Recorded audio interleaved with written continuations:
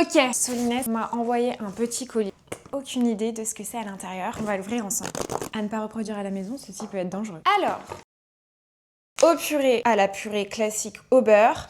Et nous avons au purée à la noix de muscade. Ce qui est intéressant, c'est que le pack, il est hyper simple. On a la marque au purée, la recette qui est extrêmement lisible et on a le visuel de la purée. Bon, un consommateur qui passe 5 secondes en rayon comprend tout de suite de quoi on parle. Ça tient pas. Et là, je pourrais le faire pendant 15 ans. Si le pack tombe en rayon, et ben, pas de visibilité. Et vous savez le dicton, hein. Pas vu, pas pris. Ensuite, qu'est-ce qu'on a en termes d'ingrédients? Alors, au purée nous promet une recette incroyable et simple. Tous les ingrédients qui font les purées sont déjà dans notre recette. En ingrédients, on a de la pomme de terre déshydratée à 74%, des huiles végétales avec noix de coco, tournesol, colza, soja, du lactosérum, du lait, du sel, de la crème, du sucre, quelques arômes, des épices noix de muscade et des conservateurs. Bon, ce que je fais, c'est que en général, je scanne et mon meilleur ami pour ça, c'est Yuka.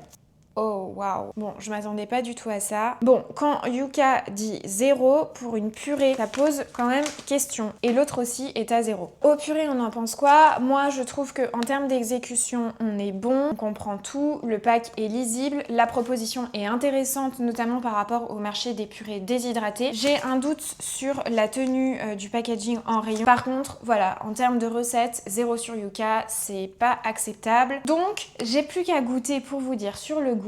En tout cas, dites-moi ce que vous en pensez dans les commentaires. J'ai hâte d'avoir vos retours.